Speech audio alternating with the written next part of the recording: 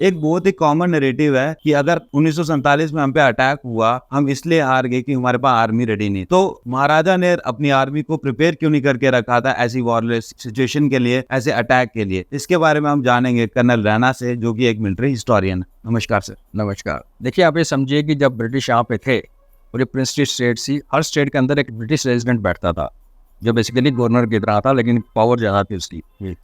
तो क्या अंडरस्टैंडिंग थी कि आपने उतनी ही फौज रखनी है जितनी आप सेरेमोनियल ड्रिल करने के लिए, लॉ एंड ऑर्डर के लिए चाहिए। अच्छा। क्योंकि ब्रिटिश ने एश्योरेंस कर रखा था कि आपस में किसी प्रिंसली स्टेट को दूसरी प्रिंसली स्टेट पे अटैक नहीं करने देंगे। ठीक। तो पहले किसी भी स्टेट में फौज की जरूरत नहीं थी, और फिर भी हमारी जे.एंड.के स्टेट में बहुत ज़्यादा आर्मी थी। सबसे ज़्यादा आर्मी जे.एंड.के में थे, बिकॉज प्रिंसली स्टेट के अलावा हमारे बॉर्डर तिब्बत से, चित्राल से, उंजा से, उनसे मिलते थे, जिन पर ब्रिटिश का कंट्रोल नहीं था। ठीक। ये हो गया एक बात।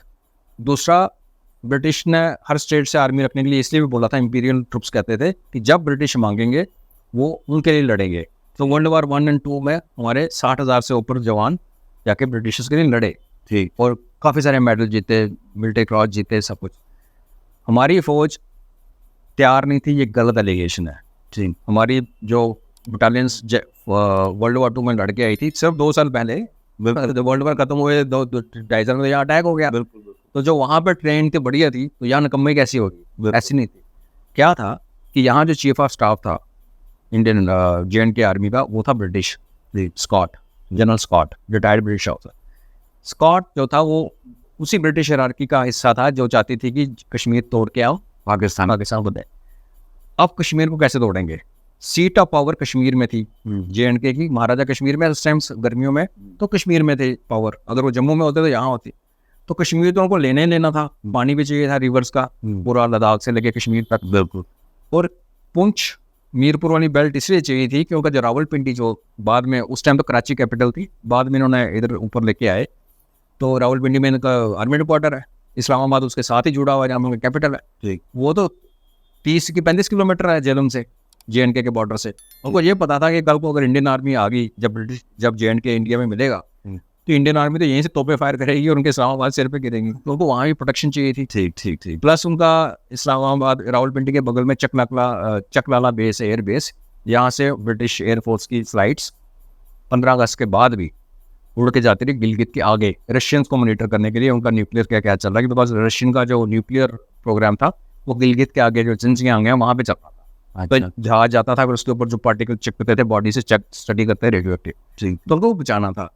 तो जब ये सारा करने के लिए उनको ये समझ आ गई कि अगर कश्मीर में 2 या 3 बटालियन रहेंगी तो वो उनको अंदर घुसने नहीं देंगे, बिकॉज कश्मीर की टोपोग्राफी ऐसी थी कि एक ही सड़क थी आने की। ठीक ठीक। तो स्कॉट ने क्या किया, या ब्रिटिशर्स ने क्या किया, मुस्लिम लीग से मिलके 46 से ही पुंछ, मीरपुर, कोटली, विंबर, जंगट, नौशहरा, इस इलाके में ऐसे हालात पैदा कर दिए कि मुस्लिम मेजॉरिटी में थे कि वहाँ के जो हिंदू और सिख थे वो भागते भागते महाराजा के पास आए कि हमें बचाओ।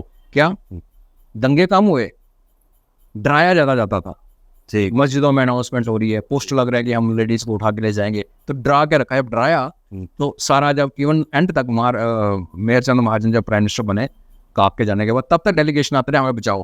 ठीक। तो वो क्या प्लान था कि जब उधर से शोर मचेगा, कश्मीर में बिल्कुल शांति थी, सारी फौज उठा के पुंछ से लेके अखनौर के बीच में डिप्लॉय कर दी, और पूरी फौज जो 5-6 बटालियन थी, और एक बटालियन अकेली बची पूरे कश्मीर को संभालने के लिए मुजफ्फराबाद में, जिसमें 4 में से 2 कंपनियां मुसलमानों उनके साथ मिल गए, तो 2 कंपनियां बची ना टोटल। और वो भी उस रास्ते पे डिप्लॉयड नहीं थी। हिंदू कंपनी जो थी, नॉन मुस्लिम कंपनी थी, वो उस रास्ते पे नहीं थी जो मुजफ्फराबाद, उरी, बारामूला पे थी।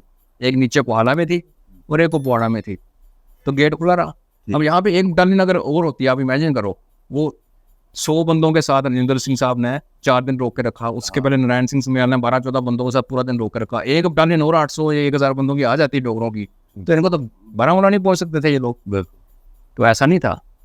जो वहाँ के रूल थे, जो उस टाइम का कॉन्टेक्स्ट था, जो प्रिंसली स्टेट को अलाउड था सेना रखना, उतना उन्होंने रखी थी, वेल ट्रेंड थी। लेकिन इस कॉन्स्पिरेसी के तरीके से उनको सबको उठा के यहाँ रखा, पीछे से दरवाजा खोल दिया। ओके ठीक, ये ऐसे समझना चाहिए। तो दोस्तों, हमें जब भी कोई ऐतिहासिक बात को देखना है तो हमें उधर के कॉन्टेक्स्ट को देखना चाहिए, उस टाइम पे क्या सिचुएशंस रही थी। आप इसके बारे में क्या सोचते हैं, हमें कमेंट सेक्शन में जरूर बताएं। मिलेंगे हम आपको एक और वीडियो में, तब तक धन्यवाद।